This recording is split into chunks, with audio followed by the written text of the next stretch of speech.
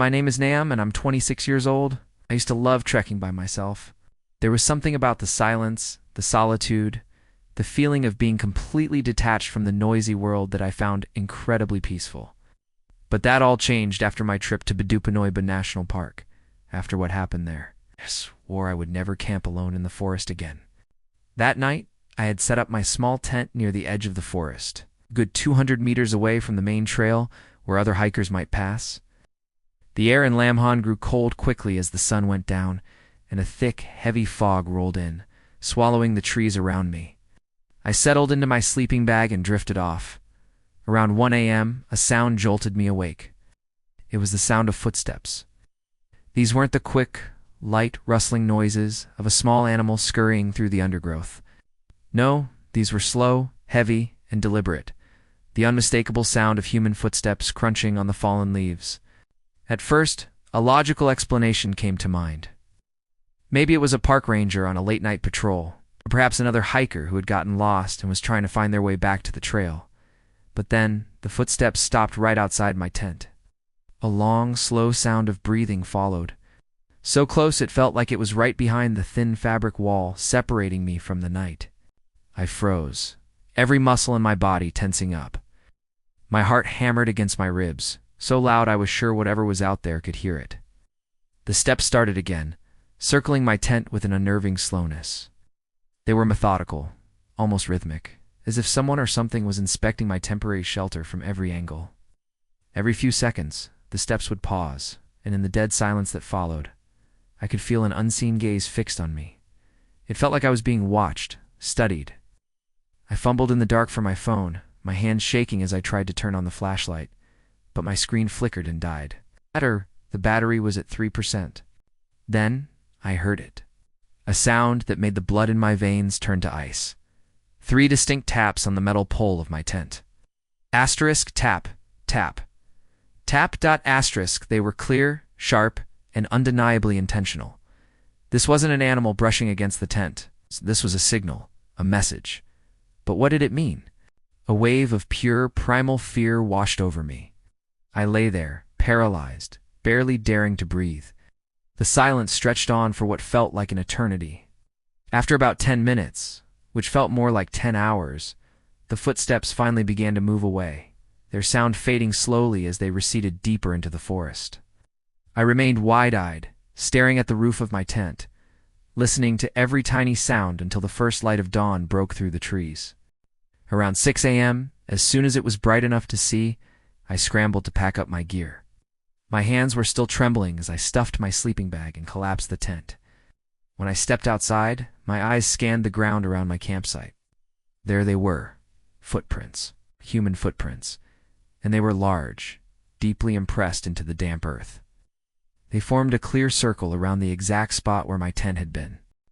But what truly terrified me, what still haunts me to this day, was where the tracks led.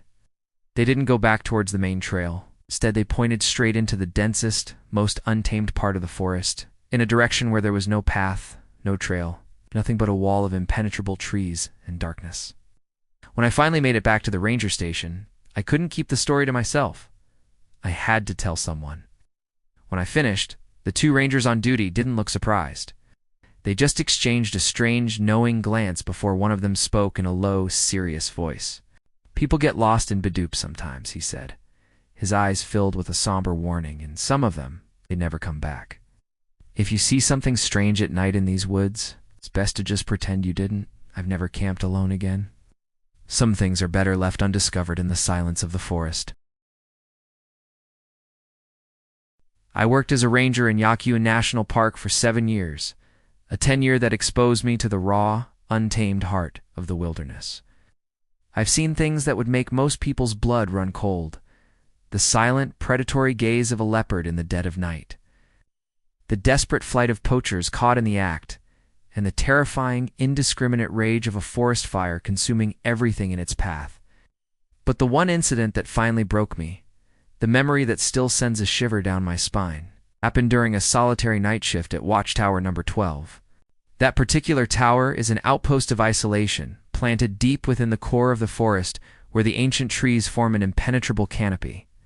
There are no houses for miles, no roads to offer a quick escape. There is only the dense, suffocating presence of the woods. On that fateful night, I was completely alone. My partner, Min, had called in sick with a sudden fever, leaving me to face the sprawling darkness by myself. Ow. The night started out like any other, quiet and uneventful. But around 11 p.m., as a profound silence settled over the jungle, a sound cut through the air. 3 knocks. Slow, deliberate, and firm, echoing from the wooden door of the watchtower. My first thought was that perhaps Min had recovered and decided to join me, or maybe another ranger was passing through. I unlatched the heavy door and swung it open, expecting to see a familiar face. But there was no one. The small clearing in front of the tower was empty. I grabbed my high-powered flashlight and swept its beam across the immediate tree line, its light cutting a sharp white line through the inky blackness. I saw nothing but the gnarled trunks of ancient trees and the thick hanging vines that looked like grasping fingers in the shifting shadows. Chalking it up to a falling branch or an animal, I secured the door and returned to my post, my heart beating a little faster than before. Minutes later, the knocking came again. This time it was faster, more urgent, laced with an unnerving impatience that made the hair on my arm stand on end. It wasn't the sound of an animal or a falling branch. This was intentional. I moved to the door, my hand hovering over the latch, and shouted into the night. "Who's out there? This is a ranger station. Identify yourself." My voice sounded small and hollow against the vast emptiness of the forest. The only response was a dead, unnerving silence.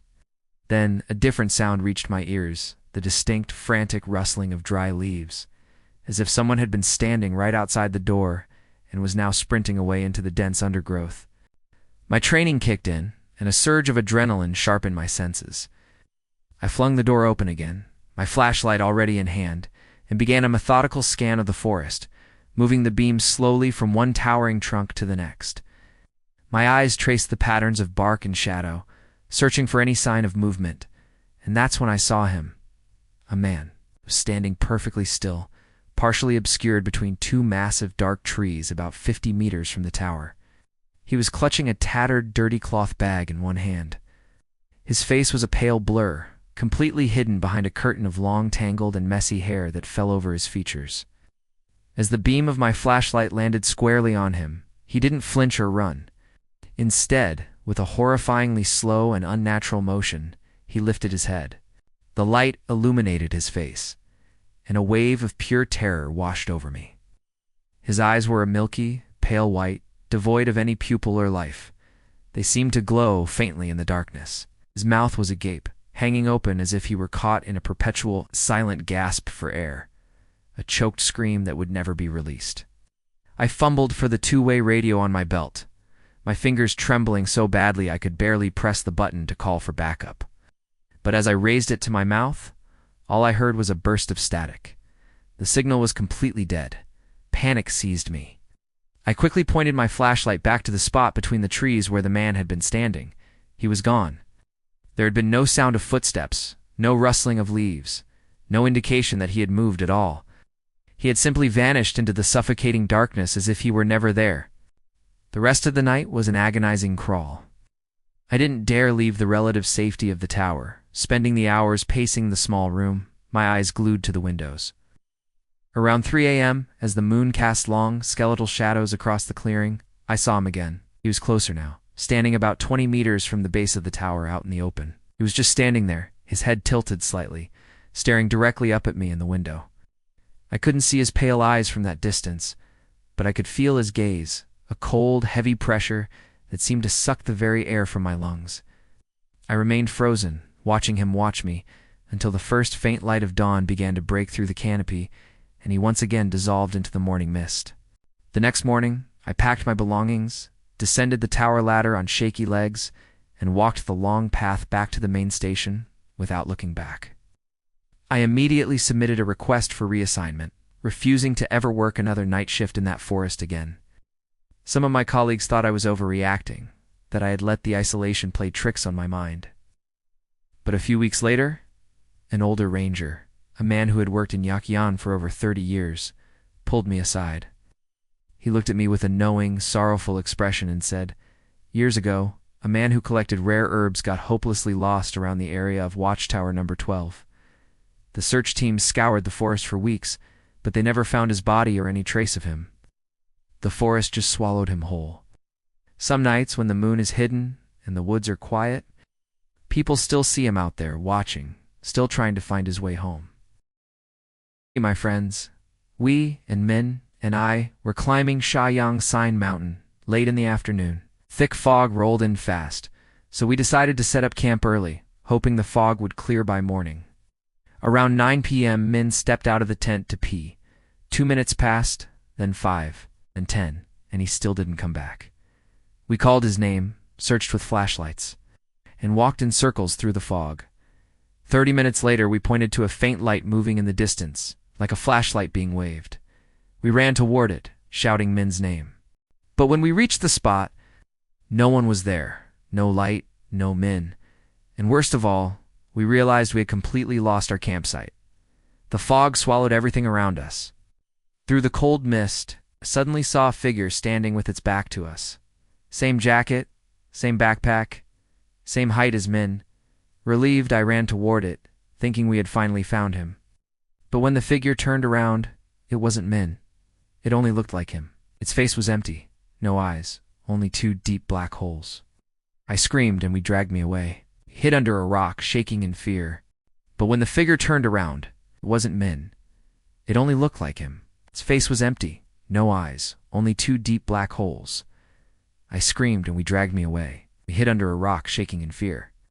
For the rest of the night, we heard footsteps circling around us, and a voice calling through the fog. Nam, come here. It sounded exactly like Min. Exactly. At dawn, rangers finally found us and led us back to the tent. Min was there, pale, terrified, but what he said chilled me more than anything. I heard you guys calling me too. I followed your voices and saw 2 people who looked like you, but neither of you had faces. Story 4, I'd been to Tamhu many times, but this was my first time camping alone in the forest. It felt peaceful at first, just me and the quiet hum of the wilderness. That night, the rain started lightly, a soft drumming on the fabric of my tent that should have been calming. But then everything changed.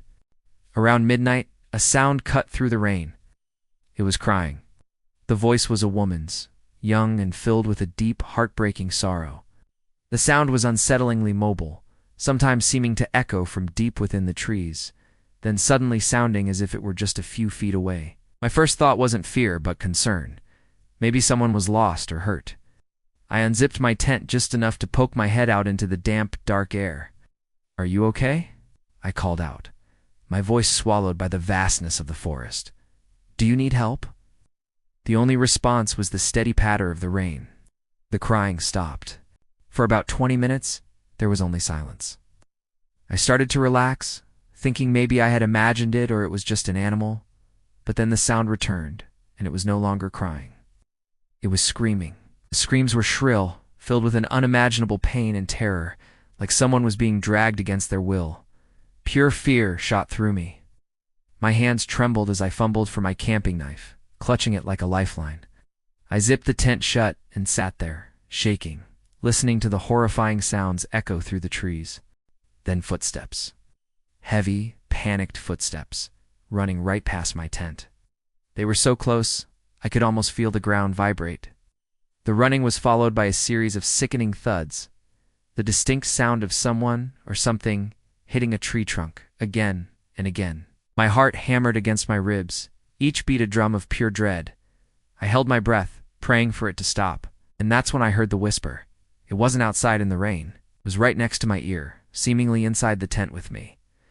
A cold, airy voice murmured, "Don't go out. It gets right behind you." I froze solid, every muscle in my body locked up. I didn't dare breathe, didn't dare move a single inch. The world outside my thin nylon walls felt impossibly hostile. All I could do was sit there in the suffocating darkness, clutching my knife, waiting for the sun to rise. I didn't sleep, didn't even blink, until the first rays of gray morning light filtered through the tent. As soon as it was bright enough to see, I packed my things in a frantic rush and practically ran out of the forest.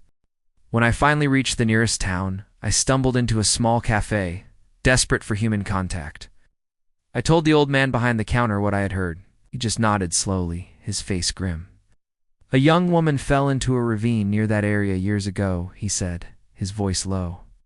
They searched for weeks but never found her. Some nights, especially when it rains, people still hear her. I will never camp in Tam He Ho again.